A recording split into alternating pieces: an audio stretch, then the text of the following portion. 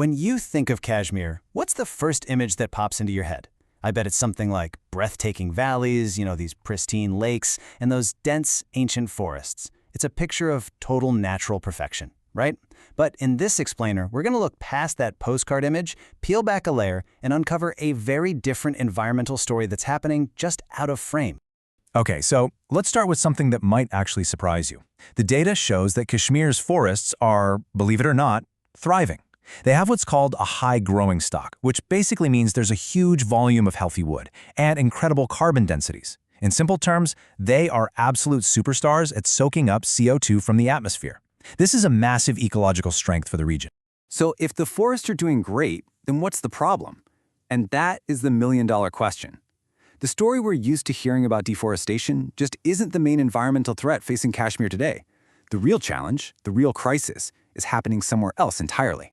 And here it is. The real frontline in Kashmir's environmental battle is in its towns and cities. The pressure from waste, from contaminated water, and just general urban stress, that's where the urgent problems are. And honestly, this mirrors challenges that are popping up all across the globe. To get a sense of the scale we're talking about, just look at this number. Every single day, India generates about 159,000 tons of solid waste. And this isn't some far-off statistic. This is the reality that has now come to Kashmir, and you can see it piling up in drains and at disposal sites. This slide right here really nails the core issue. We're not talking about just one problem. It's a mix of what we call modern environmental pressures. Think of it like a perfect storm of climate change, growing cities, waste pollution, and bad water all hitting at once. And the thing is, even the most beautiful, healthy forests can't absorb this kind of problem. They just weren't designed to fix it.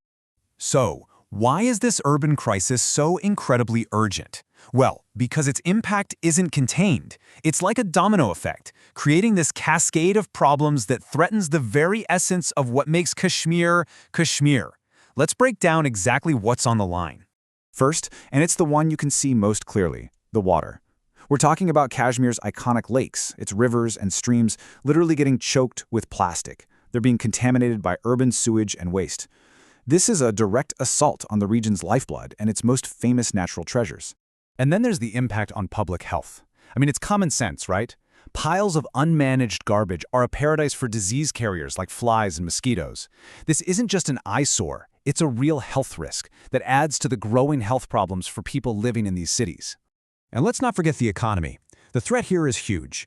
Kashmir's entire economy, especially its tourism sector, is built on its reputation for clean, stunning landscapes. If the perception becomes one of uncleanliness, tourists will stop coming. It's that simple. And that's not even mentioning the damage to horticulture and agriculture from all that contamination. Okay, but this is not a hopeless situation. Far from it. The really good news is that right here in India, there are already proven blueprints for how to solve this exact crisis. So let's switch gears and look at what's actually working. Everybody meet Indore. This city has been ranked the cleanest in India over and over again. It is the gold standard, a powerful example of what you can achieve when you have disciplined planning, you keep investing in it, and you get real public buy-in. They have absolutely cracked the code.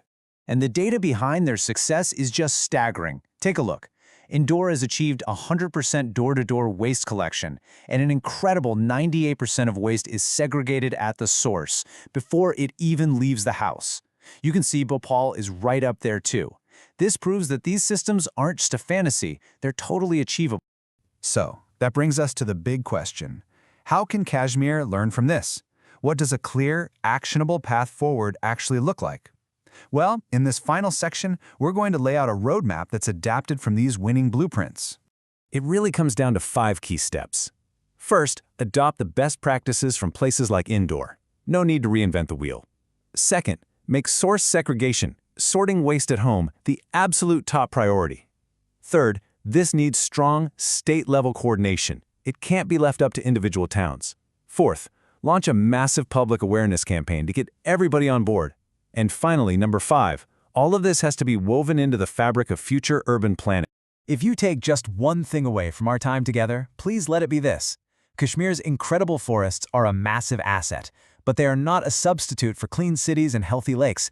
They simply cannot make up for failing urban systems. You need both to secure the region's future. And so that leaves us with this final, powerful question. The path forward is pretty clear. And the solutions are proven. So the choice really comes down to this. Will Kashmir's future be defined by its timeless, legendary natural beauty? Or will it be overshadowed by its very modern urban waste?